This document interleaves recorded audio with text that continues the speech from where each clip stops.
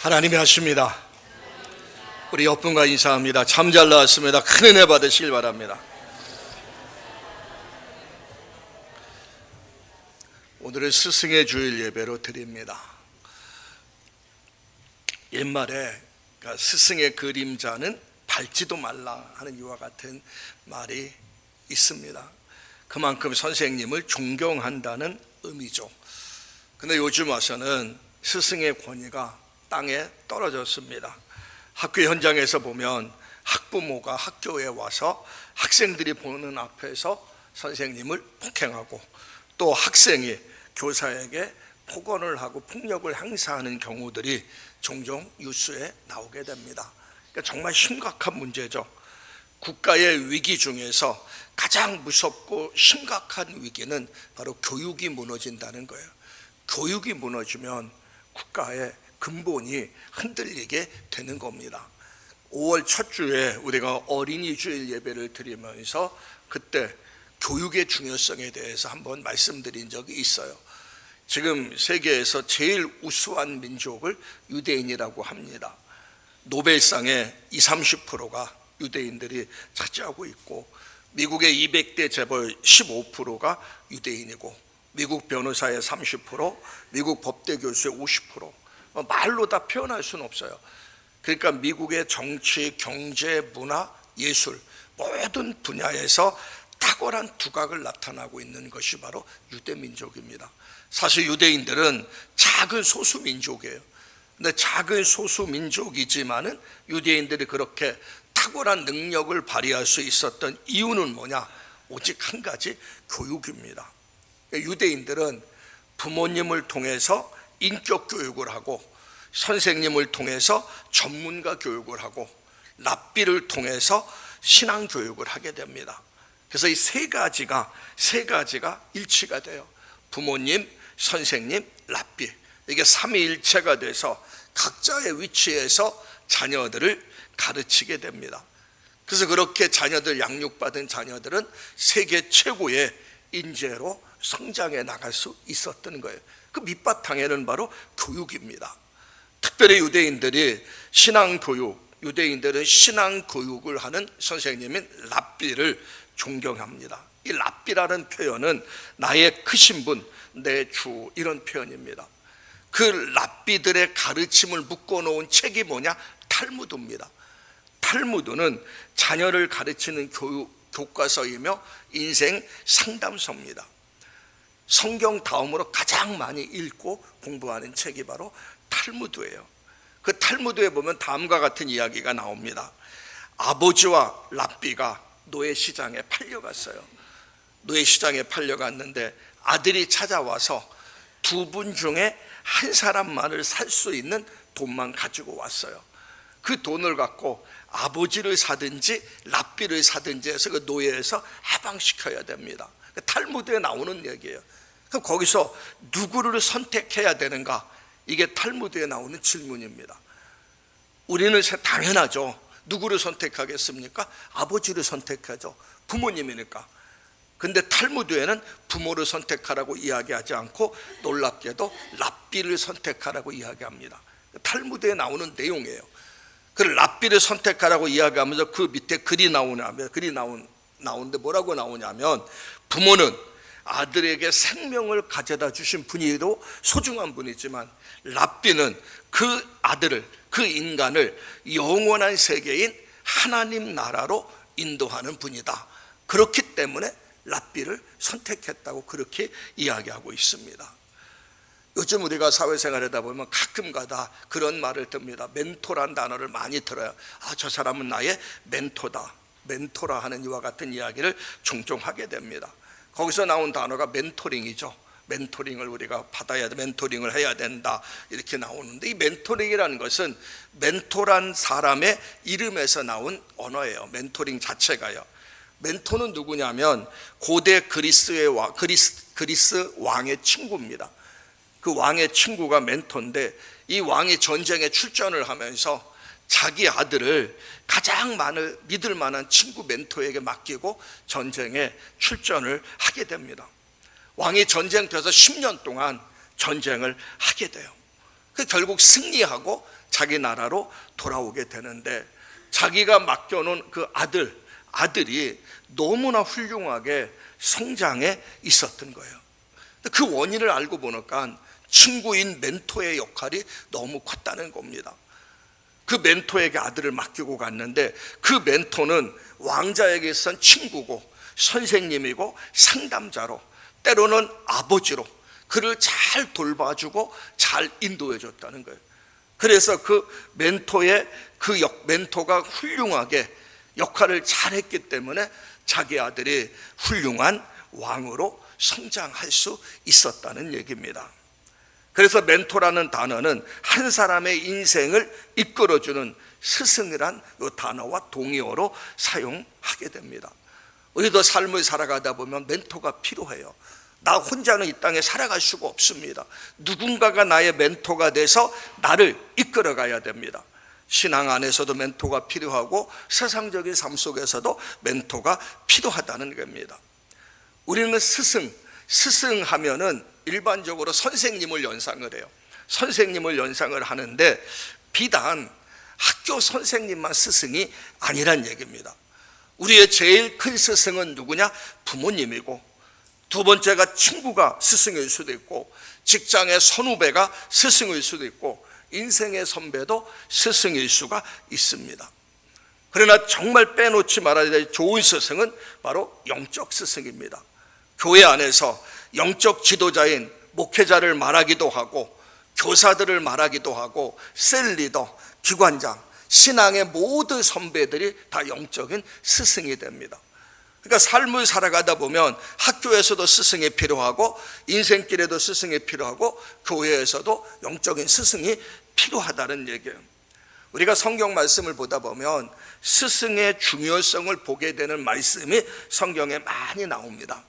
특별히 유다 나라 역사를 살펴보면은 왕에게 좋은 스승이 있어서 하나님 말씀도 잘 가르치고 바르게 인도했던 그 스승이 있었을 때, 그 왕은 나라를 잘 통치하고 하나님으로부터 나라를 축복받아서 강성한 제국으로 세워질 수가 있었던 거예요.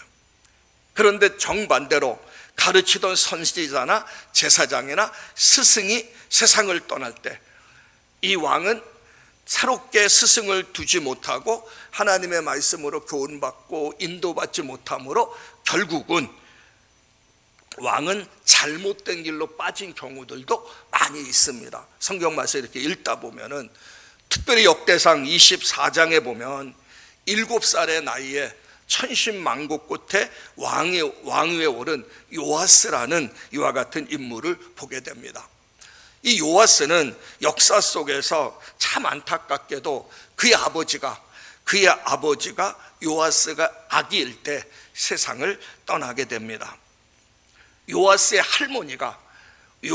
할머니는 자기의 아들들까지 다 죽여요. 다 죽이고 자기가 정권을 차지하게 됩니다. 그러니까 요아스가는 자기 할머니가 죽이기 때문에, 자기 아버지 때 그 형제들 다 죽였기 때문에 요아스도 죽을 수밖에 없는 그런 상황인데, 요아스의 사랑하는 고모가 어린 갓난아기 요아스를 몰래 숨기게 됩니다.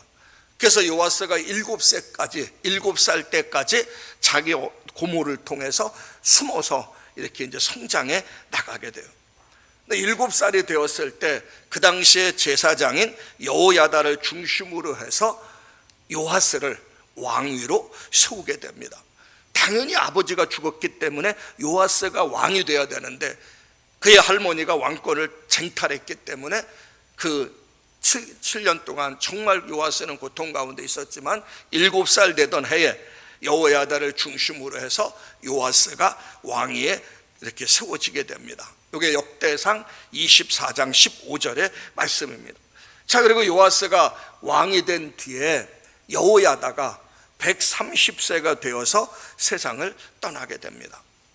여호야다가 세상을 떠났을 때, 곧 떠나기 전까지 요아스는 하나님 보시기에 정직하게 왕의 직분을 감당합니다. 하나님도 잘 섬기고 백성들을 바르고 올바르게 정치를 해서 그 당시에 요아스는 성군 중의 성군으로서 유다 나라를 잘 다스리게 되었다는 거예요.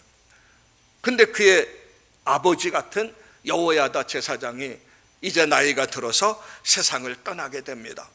요아스 혼자 남아있게 되는 것이죠.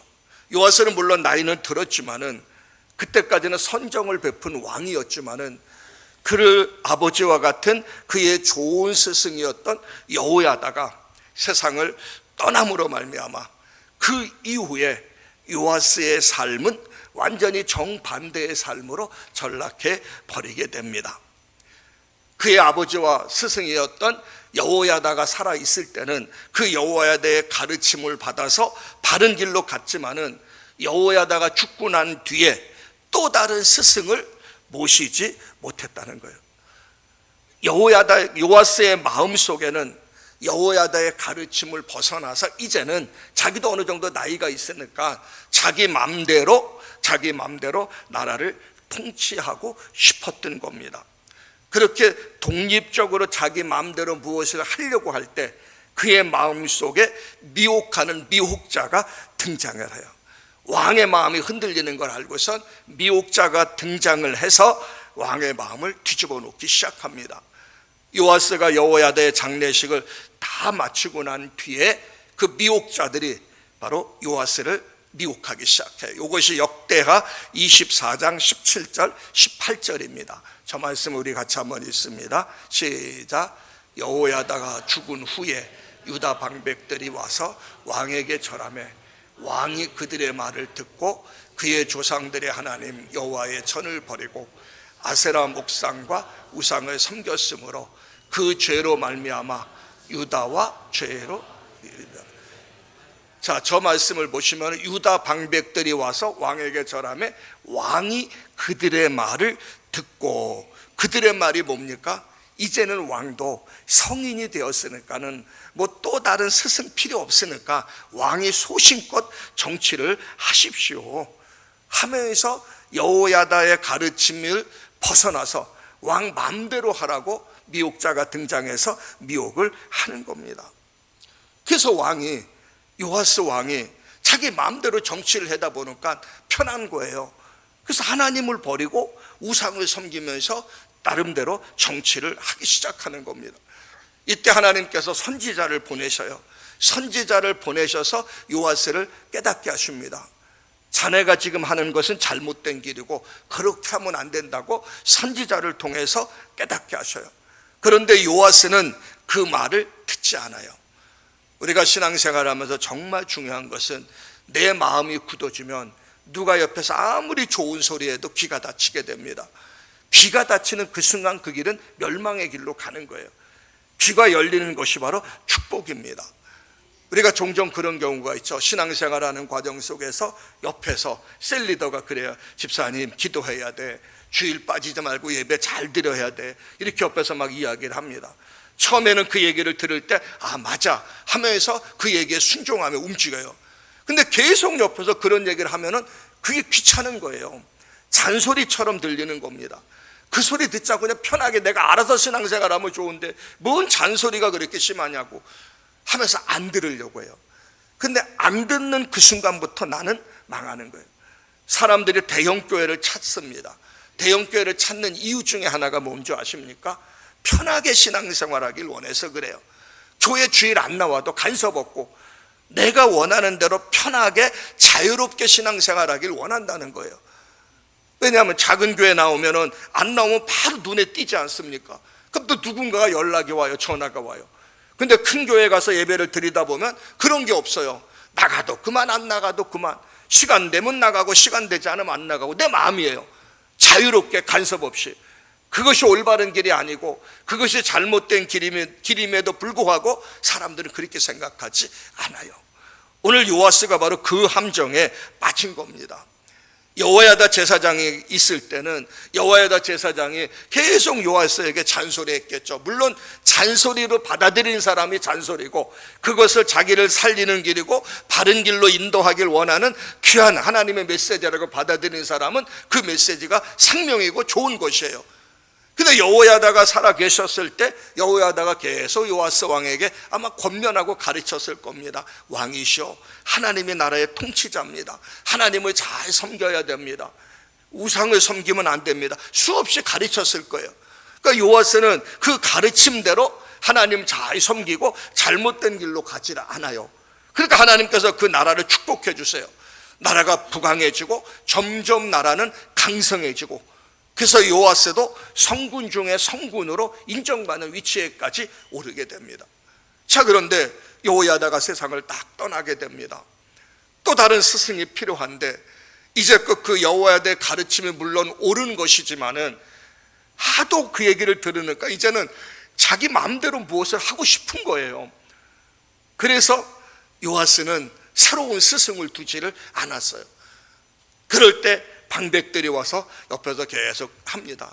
이제는 왕이 나이도 들었으니까 소신껏 하십시오. 그 당시 여호야다 제사장에 있었을 때 왕은 얼마나 힘들었습니까? 물론 힘든 게 아닌데 그렇게 하면서 계속 이야기해요. 그 말을 딱 듣고 요아스는 더 이상 제사장을 두지 않고 자기 마음대로 정치를 합니다. 그러다가 우상을 섬기게 되고 잘못된 길로 가요. 자, 잘못된 길로 가는 그에게 선지자를 하나님이 보내요. 선지자를 보내도 그는 그 얘기를 듣질 않아요. 그러자 하나님께서는 누구를 보냅니까? 역대하 24장 20절 21절에 보면 여호야다 제사장의 아들인 스가랴를 보냅니다. 여호야다 제사장의 아들을. 하나님이 생각하기를 선지자 말은 듣지 않을지라도 자기의 아버지고 자기의 스승이었던 여호야다 제사장의 아들의 이야기는 들을 것이다 해서 스가랴를 직접 보냅니다. 그런데 스가랴의 이야기도 듣지 않고 도리어 스가랴를 죽이게 됩니다. 엄청난 죄악을 범하는 것이죠. 스가랴를 죽이는 그 순간 하나님께서는 암몬이라는 나라를 통해서 유다를 공격하게 합니다. 성경은 뭐라고 이야기하냐면 암몬은, 그러니까 역대하 24장 23절부터 24절에 보면 나오는데, 암몬은 적은 군대로 유다를 공격을 해요. 근데 하나님께서는 큰 군대를 그들에게 넘겨주었다고 합니다. 유다 나라는 그때 강성한 나라였기 때문에 암몬이 적은 군대로 왔을 때 유다 나라는 능히 이길 수가 있어요. 그런데 하나님이 유다를 버렸기 때문에 유다가 큰 군대로 암몬과 전쟁을 했지만은 그 전쟁에서 유다 나라는 패하게 됩니다. 그리고 요아스 왕은 큰 부상을 입게 돼요. 큰 부상을 입고 이제 왕궁으로 돌아오게 돼요. 돌아와서 병을 치료하는 그 순간에 그 나라에 반역이 일어나게 됩니다. 여호야다 제사장의 아들 스가랴의 피로 인해서 하나님께서 허락하신 반역이 일어나게 되고 그곳에서 요아스는 죽게 됩니다. 비극이죠. 그러니까 왜 그런 결과까지 생겼습니까? 앞부분에 문제가 된 거예요.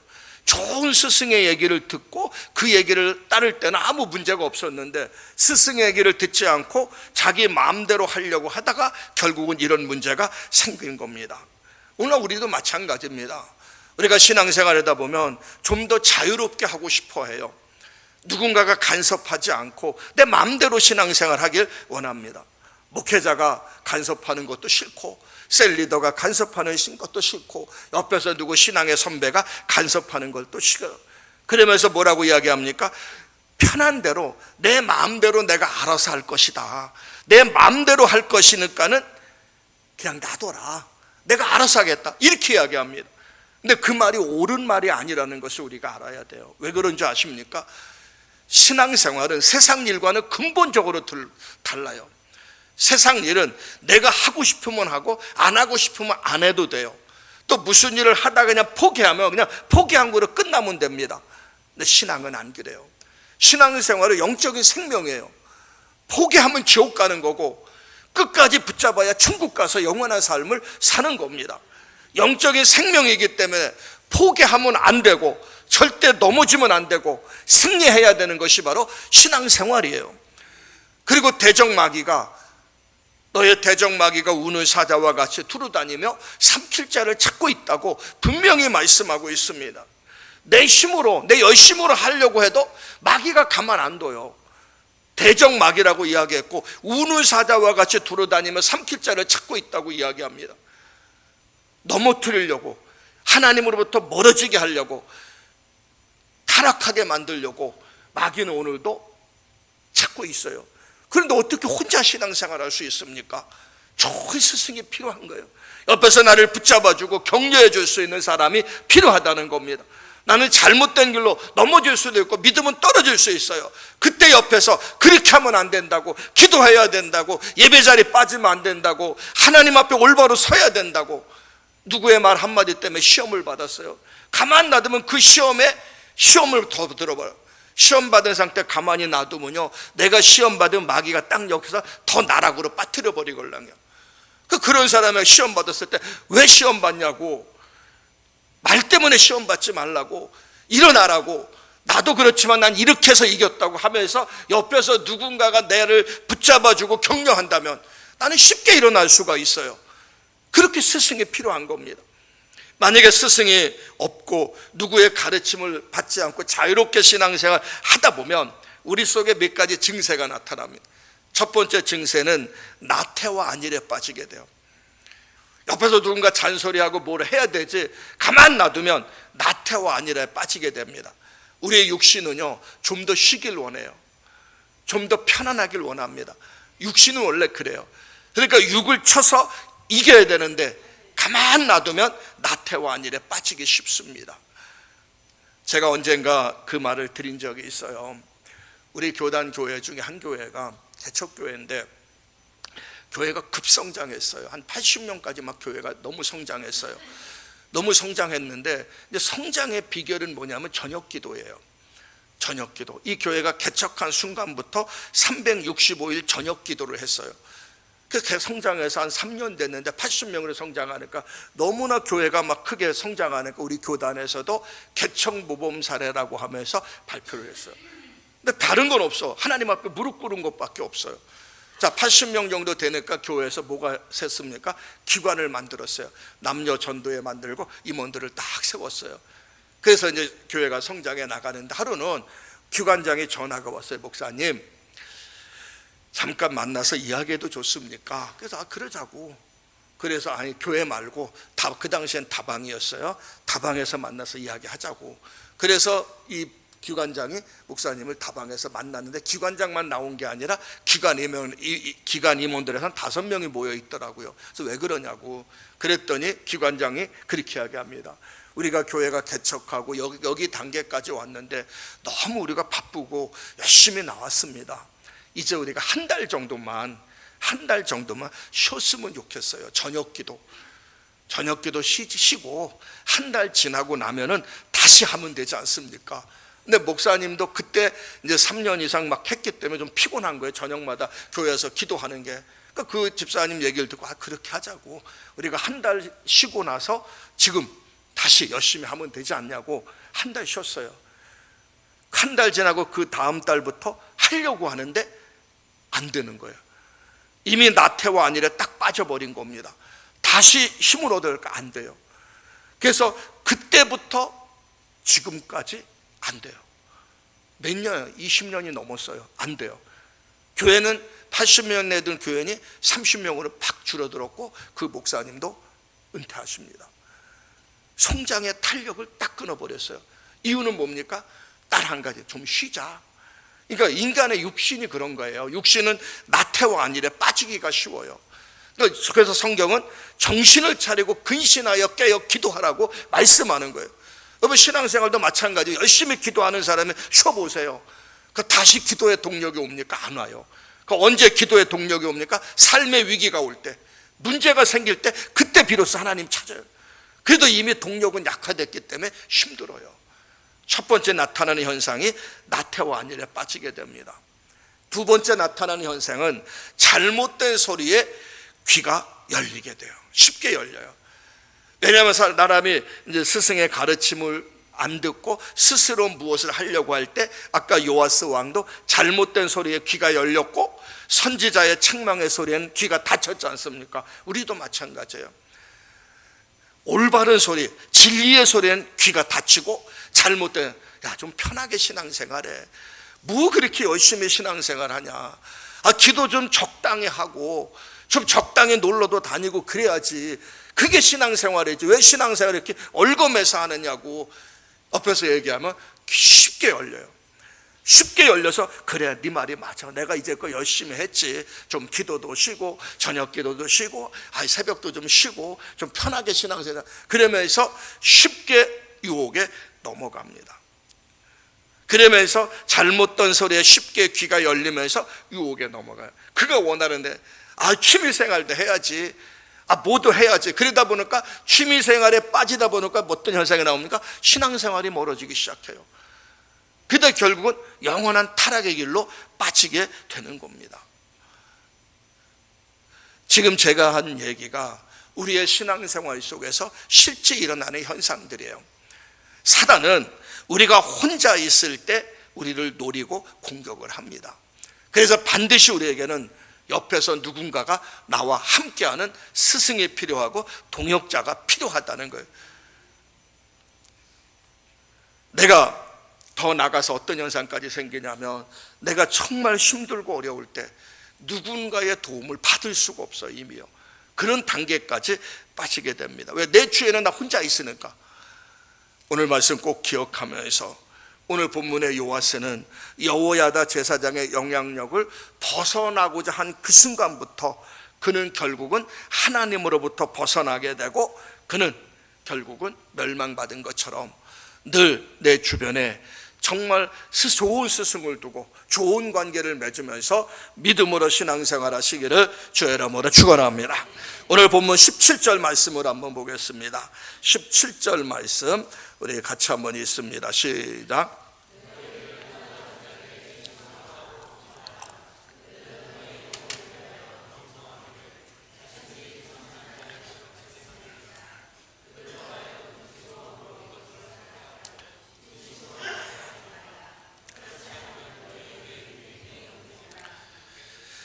저 말씀 우리가 정말 중요하게 기억해야 됩니다. 맨 끝에 보면 그렇지 않으면 너희에게 유익이 없느니라, 이 말씀이 나옵니다. 그러면서 앞에 두 단어가 나오죠. 스승에게, 너희를 인도하는 자들에게 순종하고 복종하라. 그리고 두 번째 단어가 뭡니까? 그들이 주의 일을 하는 데 있어서 즐겁게 하도록 하라. 이 두 가지가 있을 때 우리에게 유익이 된다는 거예요. 그러니까 우리가 하나님의 인도, 하나님이 세우신 스승 앞에 순종하고 복종하지 않으면 우리 속에 유익이 없게 되고, 내가 즐겁게 일하게 하지 않으면 그것이 나에게 해가 된다는 얘기입니다.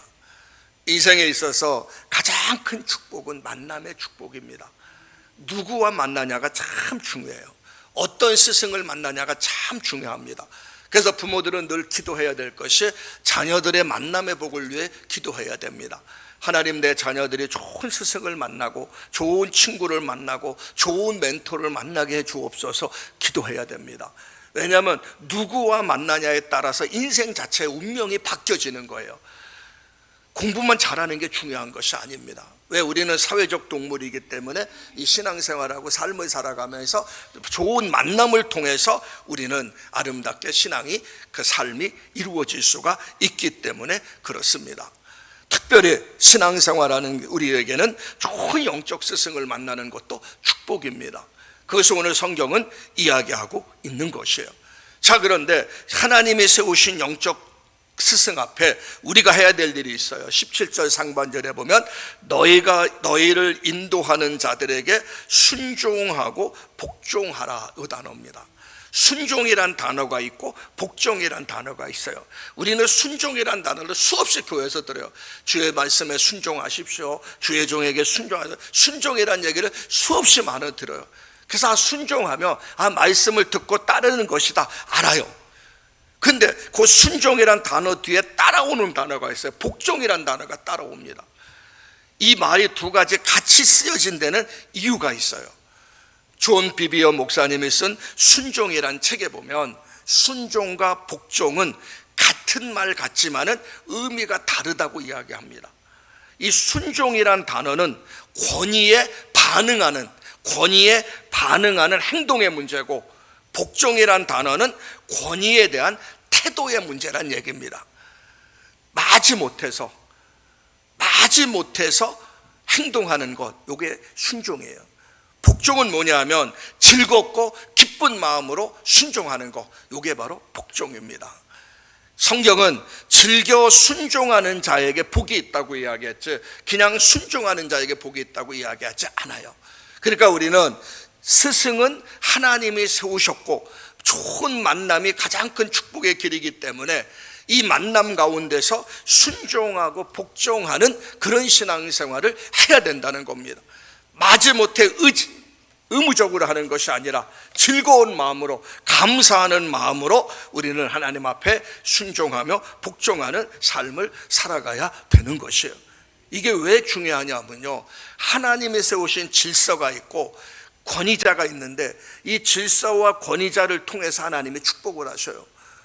성경 민수기 6장 22절 26절에 보면 너희는 이스라엘 자손을 위해서 이렇게 축복하라. 여호와가 내게 복을 주시고 너를 지키시길 원하고 여호와는 그 얼굴을 내게 비추시고 은혜 베푸시길 원하며 여호와는 그 얼굴을 내게로 향하시고 평강 주시기를 원한다. 하나님께서 이스라엘 백성들을 향해서 이 말씀을 하시면서 너희는 이스라엘 자손을 위해서 이렇게 축복하라. 여기서 너희가 누구냐? 아론입니다. 제사장에게 이런 축복을 이야기해요. 하나님이 직접 이스라엘 백성들에게 복을 주시고 지켜주시고 은혜 주시고 평강 주시면 되는데 하나님은 그렇게 하지 않았어요. 하나님이 세우신 질서가 있기 때문에 세우신 제사장인 아론을 통해서 이스라엘 백성들에게 이렇게 축복하라고 이야기해요. 그러니까 하나님이 세우신 스승은 축복의 통로입니다. 그렇기 때문에 우리가 그 말에 순종하고 복종해야 되는 것이죠. 오늘 말씀 꼭 기억하면서 정말 순종하며 복종함으로 복을 받는 저와 여러분들 되시기를 주의 이름으로 축원합니다. 자, 또 한 가지 중요한 것이 7절 말씀이에요. 7절 말씀 한번 저 말씀 같이 한번 읽습니다. 시작.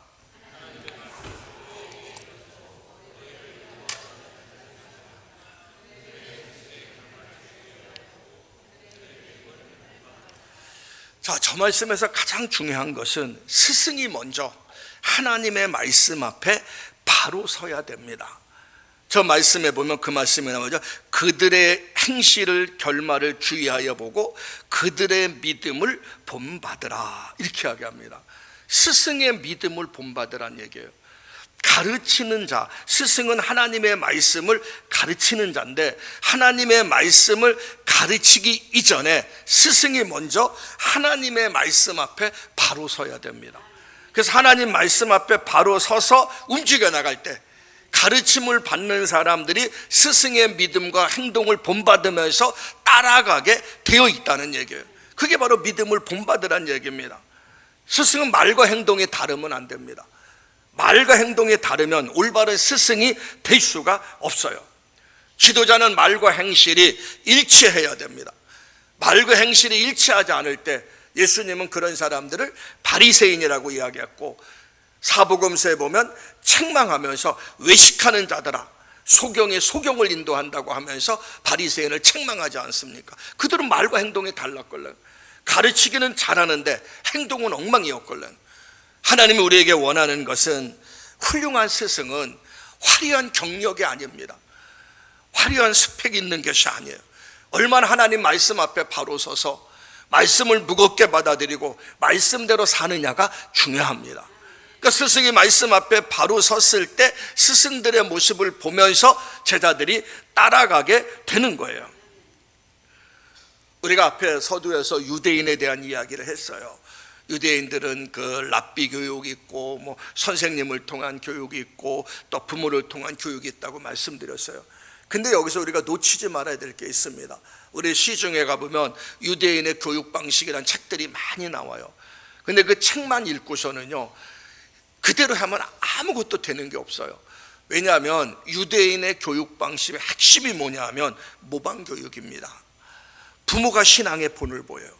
그러니까 자녀들이 부모의 신앙을 본받아서 그대로 행동해요. 그러니까 부모의 말과 행동이 일치가 돼요. 선생님의 가르침과 행동이 일치가 돼요. 랍비의 가르침과 행동이 일치가 돼요. 그러니까는 유대인 자녀들은 그것을 따라서 실천을 하는 거예요. 근데 만약에 부모가 가르침은 있는데 부모의 행동은 엉망이에요. 부모가 자녀들에게 야 주의 성수해라, 야 기도해라, 어려울 때 하나님 찾아라고 아무리 얘기해봤자 부모는 그렇게 하지 않아요. 그럼 자녀들은 그것이 와닿을 수가 없어요. 항상 중요한 것은 유대인의 교육의 핵심은 모방 교육이다. 그러니까 스승은 먼저 하나님의 말씀 앞에 서야 한다는 거예요. 그러니까 오늘날 그 한국 교회에서 가장 큰 문제 중에 하나가 뭐냐면은 그 이제 목회자들의 후임자를 청빙을 하지 않습니까? 후임자를 청빙을 하는데 후임자를 청빙할 때 스펙을 봐요. 학력, 박사학위 딱딱 봅니다. 그러니까 저번에 저쪽 교회 할 때도 우리는 그걸 다 빼버렸어요.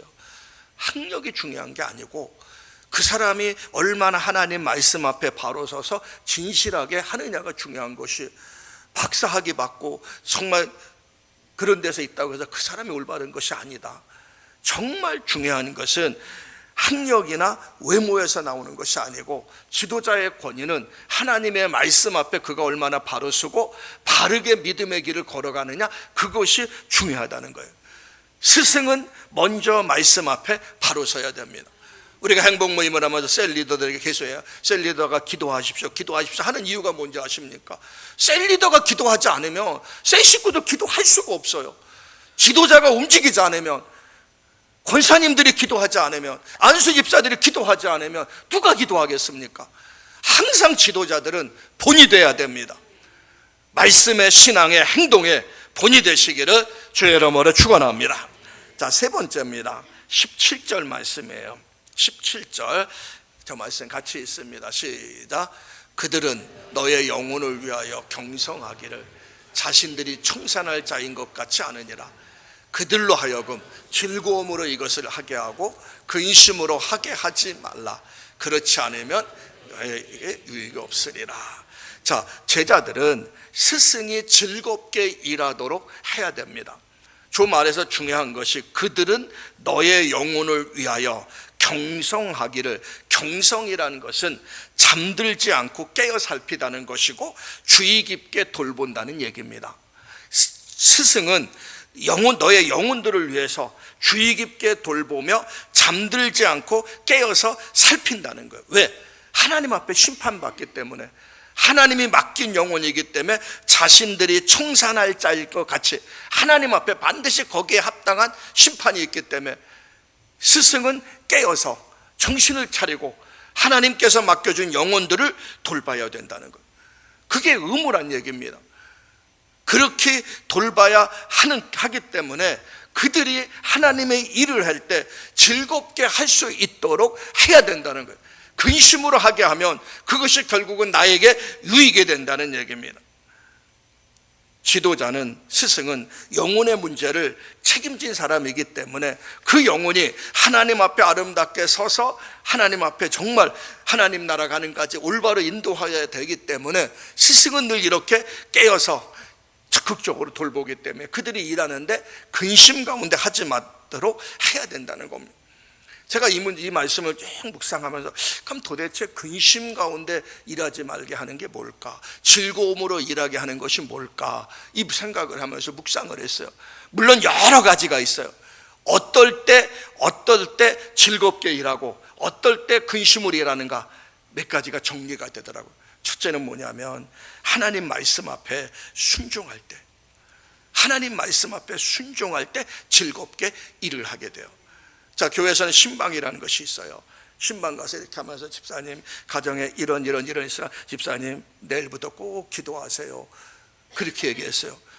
그러면 그 신방에서 말씀을 들었으면 뭐 해야 됩니까? 기도해야 돼요. 근데 움직이지 않아요. 그럴 때 그것이 마음에 근심이 팍 와요. 아무리 얘기해도 듣지 않는데, 그러니까 결국은 본인에게 유익이 없죠. 항상 하나님의 말씀 앞에 내가 반응할 때, 움직이려고 할 때, 순종하려고 할 때 스승은 즐겁게 되고 힘이 나지만 하나님의 말씀을 이야기함에도 불구하고 듣지 않고 순종하지 않고 움직일 때는 근심하게 됩니다. 첫 번째, 간단하죠. 자, 두 번째입니다. 믿음의 성장이에요. 자, 당연히 믿음이 성장해야 되는데, 자, 성경 말씀을 봅니다. 히브리서 5장 12절입니다. 같이 있습니다. 시작. 때가 오래되었으므로 너희가 마땅히 선생이 되었을 터인데 너희가 다시 하나님의 말씀의 초보에 대하여 누구의 가르침을 받아야 할 처지니. 그래요. 신앙은 성장해야 돼요. 때가 오래됐기 때문에, 신앙 연조가 오래됐기 때문에, 직분을 받았기 때문에 거기에 합당한 일들을 해야 되는 거고, 신앙이 성장해야 되는데 아직도 어린아이 상태에 있어요. 신앙이 성장하지 못했을 때 어린아이 상태에서 분별하지 못해요. 엉뚱한 행동을 하고 엉뚱한 말을 합니다. 당연히 성장해서 기도해야 될 사람이 기도해야 되고, 주의 성수해야 할 사람이 주의 성수해야 되고, 하나님 앞에 마땅히 드려야 될 것을 드려야 되고, 당연히 해야 되는 건데, 그런 것을 하지 않고 있었을 때 믿음이 성장하지 않는 모습을 보면서 근심하게 돼요. 자, 세 번째입니다. 세 번째는 내가 있어야 될 자리에 있지 않았을 때, 내가 있어야 될 자리에 있지 않았을 때. 제가 언젠가 이제 직분자 세미나 할 때 그런 얘기를 한 적이 있습니다. 우리는 답게 신앙생활 하자. 답게. 장로는 장로답게, 권사는 권사답게, 안수 집사는 안수 집사답게, 집사는 집사답게, 성도는 성도답게, 답게 신앙생활하면 아무 문제가 없어요. 그러니까 답게 신앙생활 한다는 건 뭡니까? 자기가 있어야 될 자리에 있는 거예요. 자기가 해야 될 일을 하는 겁니다. 당연히 지금 기도할 때고, 당연히 지금 영혼을 위해서 우리가 관심 갖고 희생하고 헌신할 때인데, 베스트를 정하고 기도하라고 하는데 직분자들이 움직이지 않으면 그건 답게 하는 것이 아니고, 그런 모습을 보면 근심하게 되는 거예요. 즐겁게 일할 수가 없는 겁니다. 열매가 중요한 것이 아니라 최선을 다하냐 안 하냐, 하나님의 법에 순종해서 움직이느냐 안 움직이냐가 이게 중요한 거예요. 즐겁게 일하게 하시기를 주의 이름으로 축원합니다. 근심으로 하게 하면 나에게 유익이 없어요. 이제 말씀을 맞춥니다. 사람은 아무리 훌륭한 스승일지라도 불완전합니다. 흠이 있어요. 저도 마찬가지고, 셀리도 마찬가지고, 기관장도 마찬가지고, 신앙의 선배들도 마찬가지입니다.